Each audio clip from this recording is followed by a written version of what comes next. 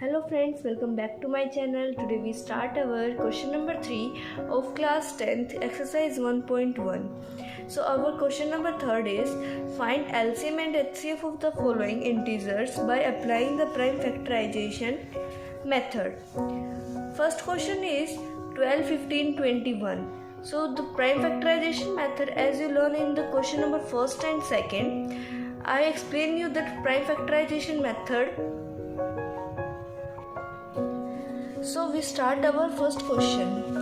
That first question is 12, 15 and 21. Firstly we have to draw a line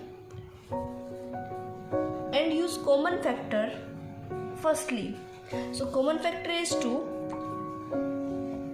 6, 15 as it is and 21. Now also we can use 2 3s are and 15 and 21. Now 3 is the common factor among these. 1, 5 and 7. As it is 5 1 ja 5, 7 as it is. Then 7, 1 and 1. Then we calculate for taking that LCM. 2 multiply 3 into 5 into 7. The calculation of these digits are,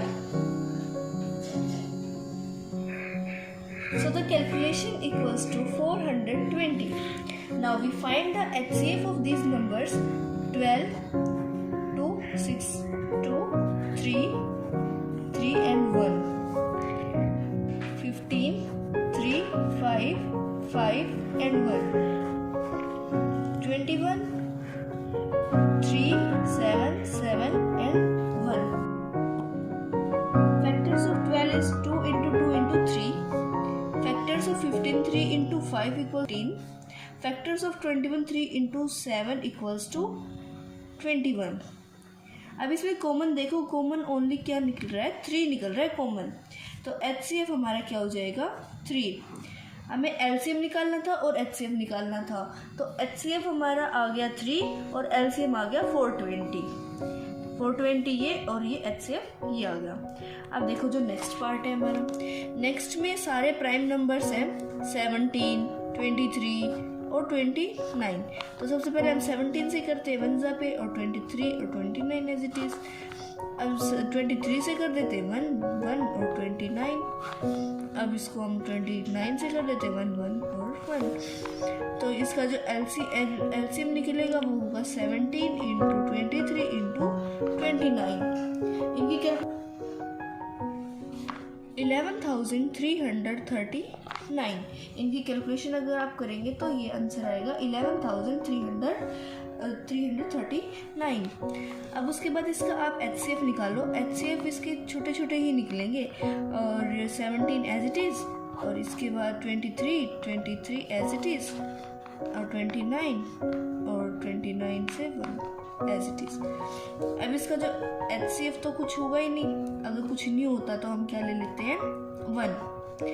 17 का 17, 23 का 23 और 29 का 29. तो into में 1 तो है ही सबके साथ क्योंकि ये प्राइम नंबर्स है. तो 1 क्या निकल गया कॉमन. तो HCF इक्वल्स टू 1.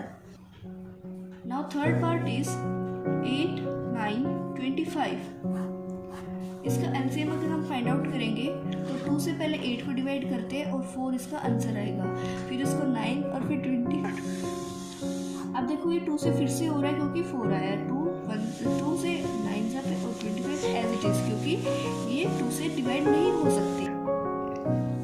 2 से डिवाइड 4 को 2 से डिवाइड करेंगे 2 और 9 तो हो नहीं सकता तो 9 एज इट इज और 225 as it is.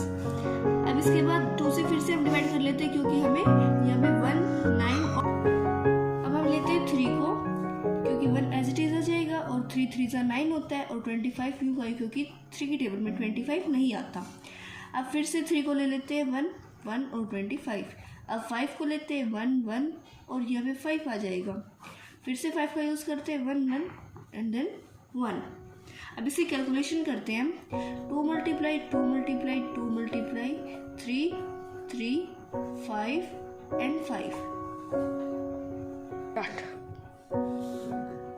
Answer is 1800। 1800 इसका क्या आ गया? LCM।